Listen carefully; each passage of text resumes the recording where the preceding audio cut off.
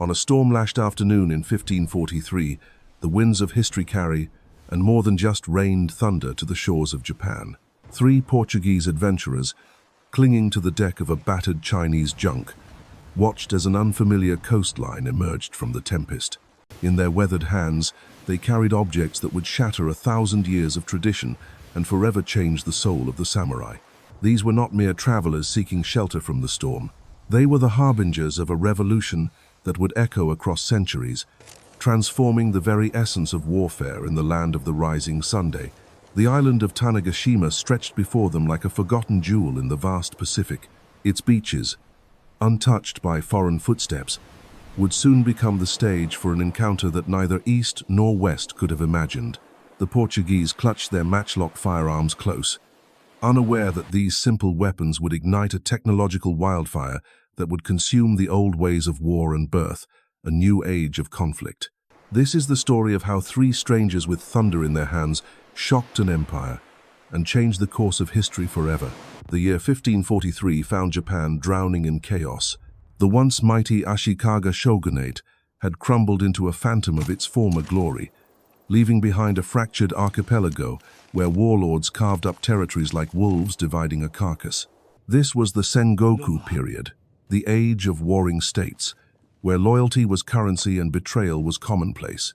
Across the islands, castle walls rose and fell with the seasons, and the clash mountain of steel echoed from passes to coastal plains. Into this world of endless conflict, of honor still the concept held sacred meaning.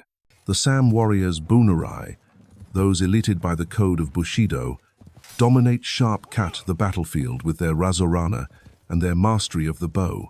For generations, warfare art had been in form, a deadly dance between mounted warriors who measured their worth in single combat and personal valor.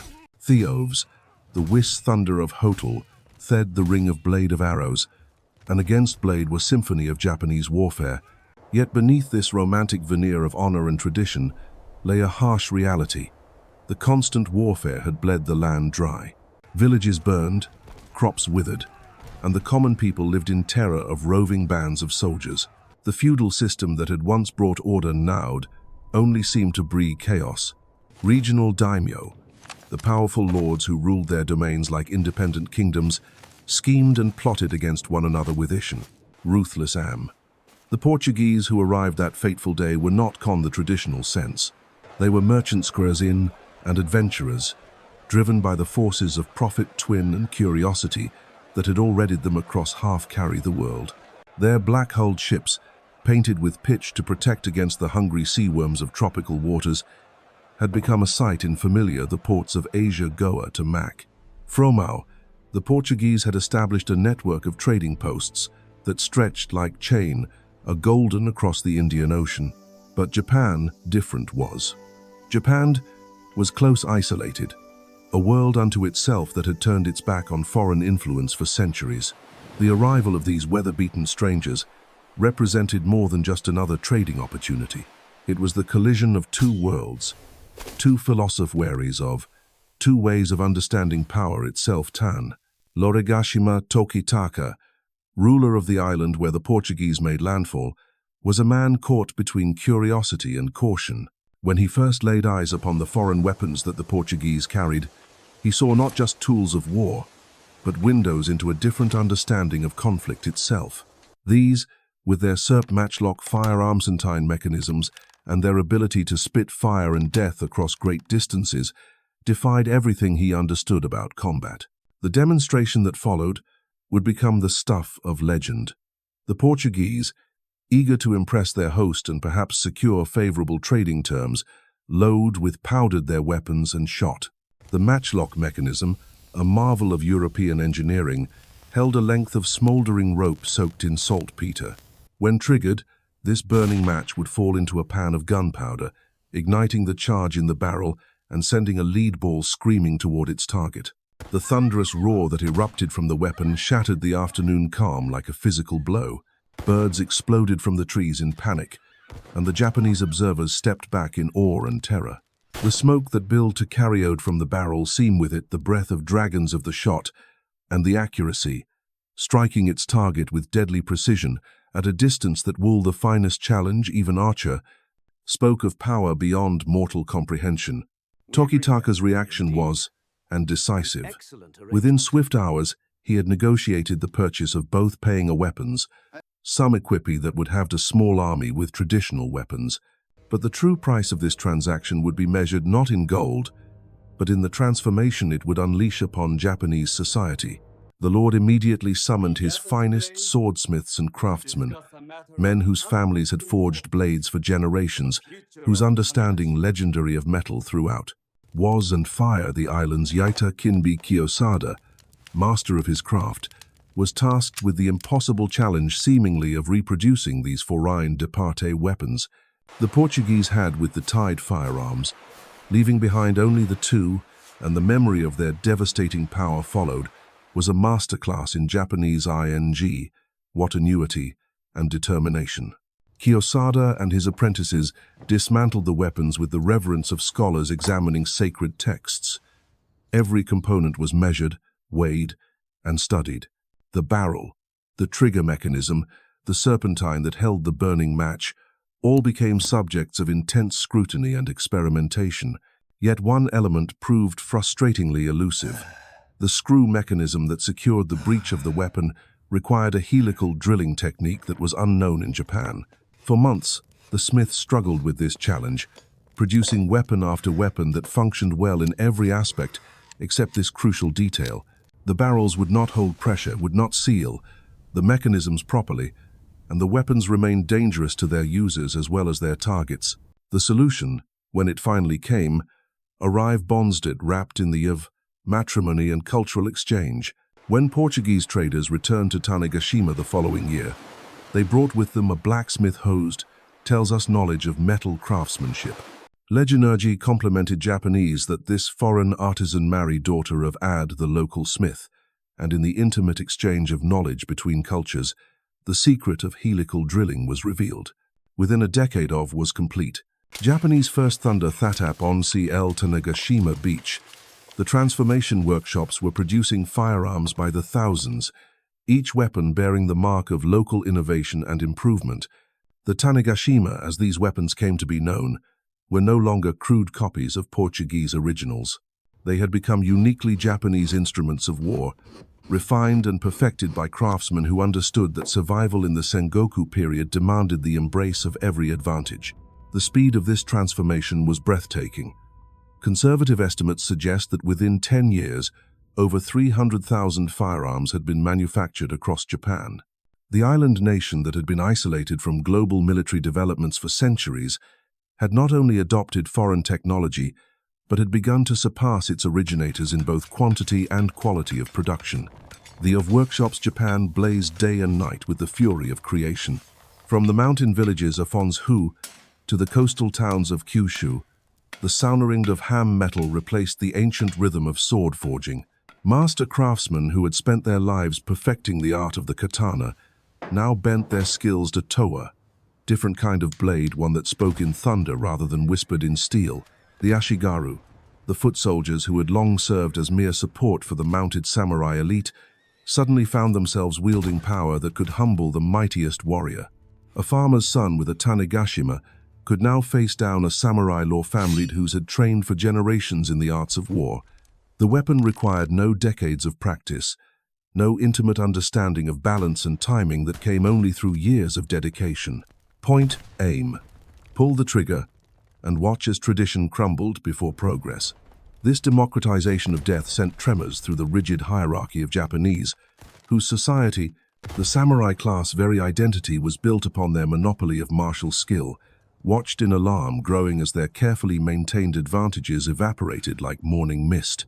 The way of the warrior, the sacred bushido that had defined their existence for centuries, seemed suddenly antiquated in the face of these roaring dragons of war. Yet the more pragmatic among the daimyo recognized opportunity where others saw only threat. Takeda Shingen, the Tiger of Kai, whose cavalry charges had become legend across the warring states, issued a proclamation that would echo through history. In the year 1567, he declared that firearms would henceforth be the most important weapons his arsenal, ordering his commanders to reduce the number of traditional spearmen and arm their finest with guns soldiers. From the mouth instia of one of Japan's most respected military leaders, this was nothing of revolutionary short. The tactical implications spread like wildfire through the military minds of the era. Oda Nobunaga, the demon lord whose ambitions stretched beyond any, began single provincenting with formations that would maximize the devastating potential of massed firearms. His enemies watched in horror as rank upon rank of Ashigaru Tanegashima loaded forward, their tanned and ready, transforming warfare from an art of individual hero destruction. The holism into a science of collective ways died hard. Many samurai continued to charge battle with nothing into but steel and courage, believing while that the ancient verted triumph over foreign. Their innovations learned, often fatally, that honor provided little protection against lead balls traveling high velocity at let. The battlefield became a teacher more ruthless than any master of arms, and its lessons word.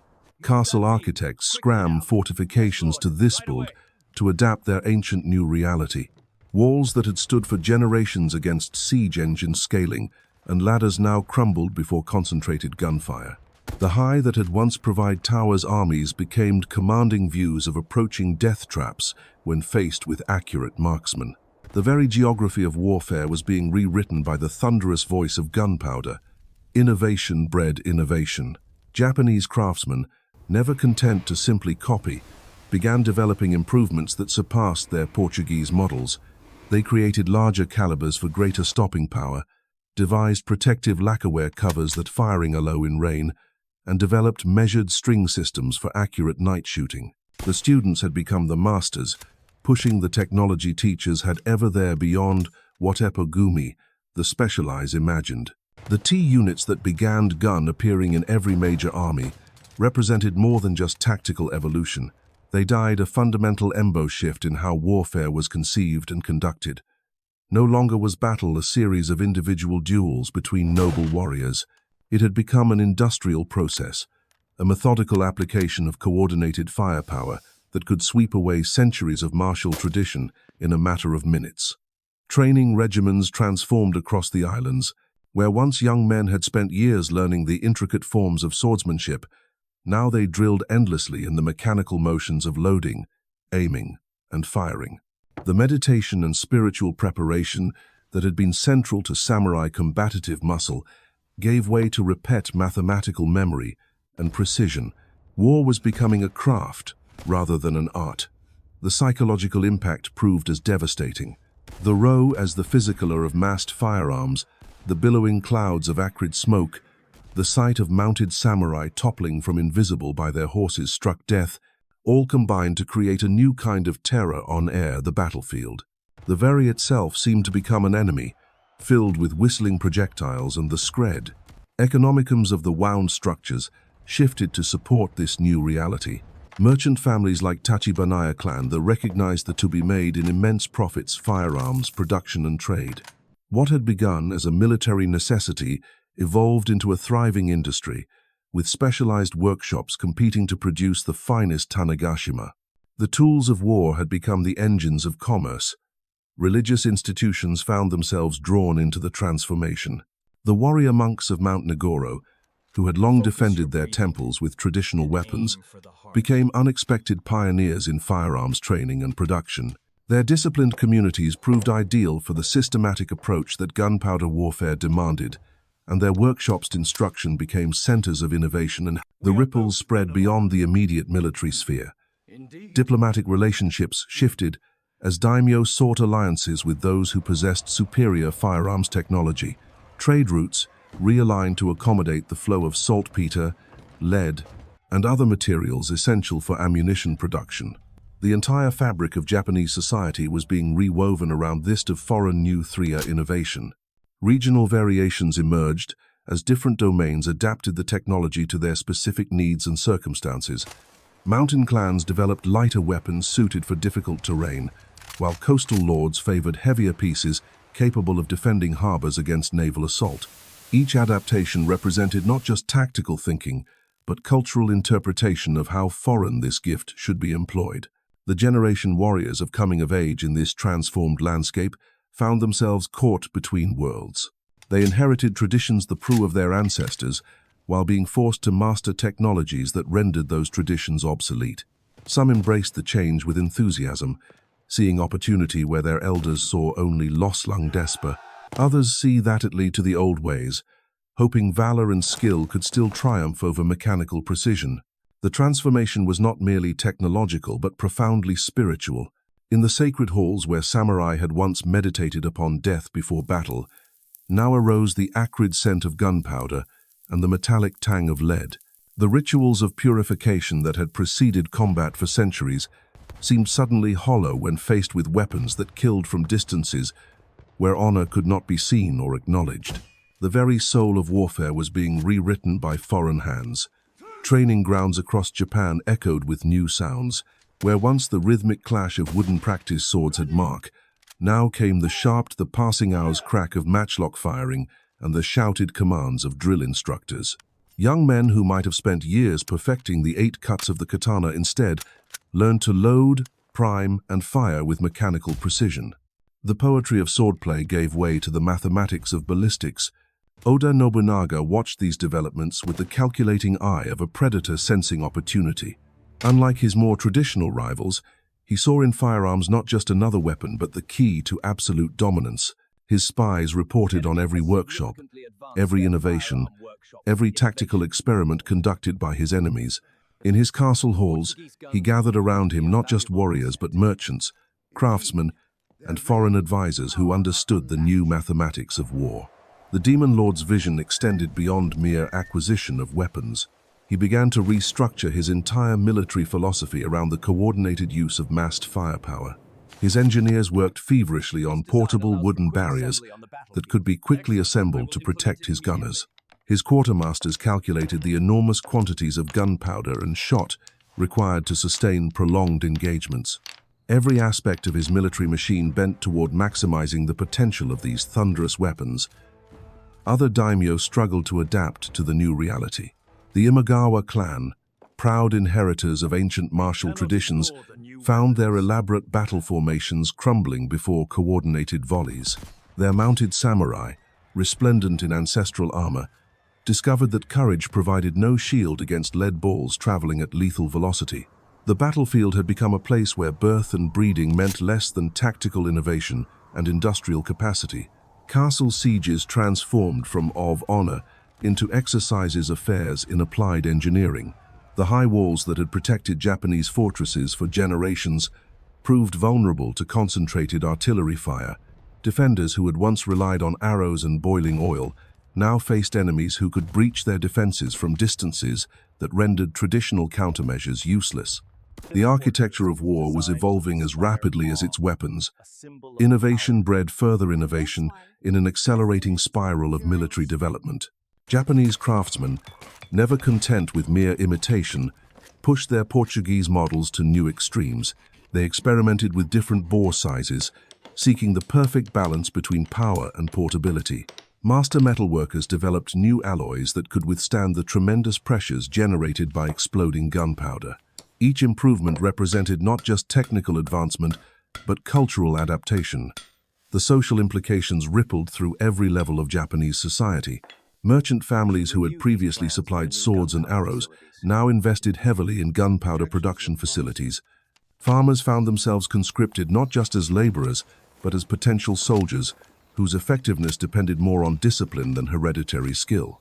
The rigid hierarchies that had defined Japanese civilization for centuries began to blur under the democratizing influence of firearm technology. Regional variations emerged as different domains adapted the new weapons to their specific geographic and tactical needs. Mountain clans developed lightweight firearms suited for ambush warfare in difficult terrain. Coastal lords invested in heavier pieces capable of defending harbors against naval assault. Island communities created specialized ammunition designed to penetrate the thick hulls of enemy vessels. Each adaptation reflected local innovation and strategic thinking. The warrior monks of various temples found themselves at the forefront of firearms development. Their disciplined communities and substantial resources made them natural centers for experimentation and production. The irony was not lost on contemporary observers that these men of peace had become pioneers in the arts of mechanized destruction. Their workshops hummed with activity as they sought to perfect both the spiritual and practical aspects of their deadly craft. Training methods evolved to match the new weapons. Where samurai education had once emphasized individual excellence and spiritual preparation, military schools now focused on coordinated group tactics and mechanical precision. Young warriors learned to move in formation, to load and fire in synchronized volleys, to maintain their weapons under battlefield conditions. The lone hero gave way to the disciplined unit. Economic structures shifted to support the new military reality. Supply chains developed to provide the enormous quantities of saltpeter, charcoal, and sulfur required for gunpowder production. Lead mines operated at unprecedented capacity to meet the demand for ammunition. International trade relationships formed around the importation of materials unavailable in Japan. The tools of war had become the engines of economic transformation. The psychological impact of firearms warfare extended far beyond the battlefield. Civilian populations who had previously witnessed combat as a series of individual duels between armored warriors now cowered before the thunderous roar of massed volleys. The smoke and noise of gunpowder warfare created an atmosphere of terror that traditional weapons could never match. Fear itself had become a weapon of war. Diplomatic relationships realigned as Daimyo sought alliances with those possessing superior firearms technology. Marriage negotiations now included discussions of weapon-sharing agreements. Trade treaties incorporated clauses regarding ammunition supplies. The balance of power across Japan shifted not just according to traditional measures of strength, but based on access to and mastery of the new military technologies. Cultural resistance emerged alongside military adoption. Conservative elements within the samurai class viewed firearms as fundamentally dishonorable weapons that reduced warfare to mere mechanical slaughter. They argued that true warriors should face their enemies with blade in hand, not hide behind clouds of smoke and mechanical devices. This tension between tradition and innovation would define Japanese military culture for generations to come. The generation coming of age during this transformation found themselves caught between worlds. They inherited the proud traditions of their ancestors, while being forced to master technologies that rendered those traditions obsolete. Some embraced the change enthusiastically, seeing in firearms the path to military success and social advancement. Others clung desperately to the old ways, hoping that individual skill and spiritual preparation could still triumph over mechanical precision. Regional commanders began experimenting with combined arms tactics that integrated traditional weapons with firearms. Spearmen learned to work in coordination with arquebusiers, providing protection while the gunners reloaded. Cavalry adapted their charges to take advantage of gaps created by coordinated volleys. Archers found new roles in suppressing enemy gunners and exploiting the smoke-filled confusion of firearms battles. The art of war was being completely reimagined. The influence spread beyond purely military applications. Craftsmen applied metalworking techniques developed for firearms to other industries. The precision required for manufacturing gun barrels improved the quality of agricultural tools and construction implements. Knowledge gained from studying gunpowder chemistry advanced mining and road construction techniques. The technological revolution initiated by 3 Portuguese adventurers was transforming Japanese society at every level. Castle design evolved rapidly to address the new threats. Architects developed lower, thicker walls capable of withstanding artillery bombardment.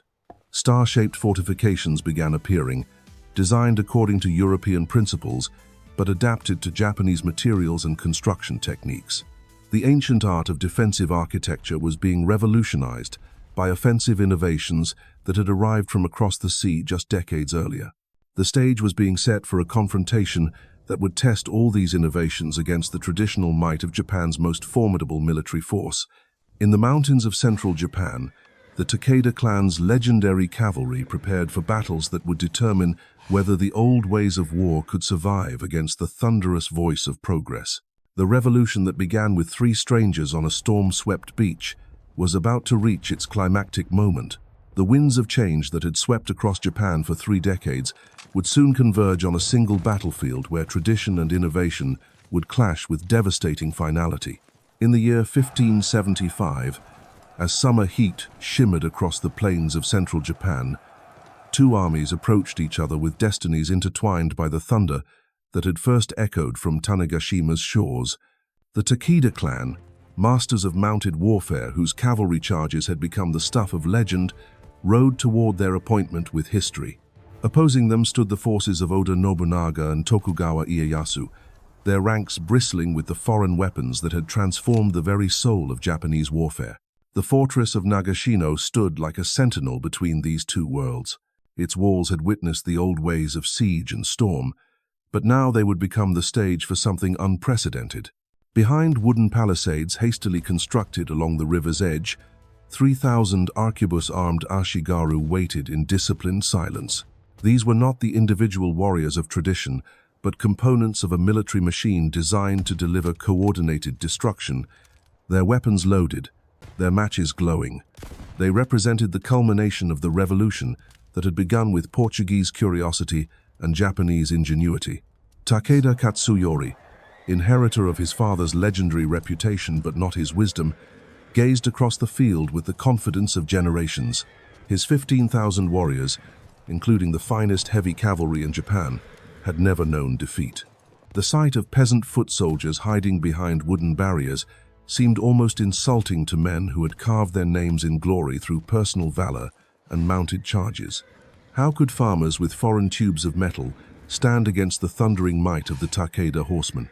The morning mist clung to the Rengogawa River as both armies took their positions. On the Takeda side, banners fluttered in the breeze bearing the ancient symbols of noble houses. Mounted samurai in elaborate armor checked their weapons and whispered prayers to their ancestors. Their horses stamped impatiently, sensing the tension that filled the air like electricity before a storm. This was warfare as it had been conducted for centuries, a dance of honor between warriors who knew each other's names and respected each other's courage. The thunder that first echoed across Tanegashima beach had spoken its final word.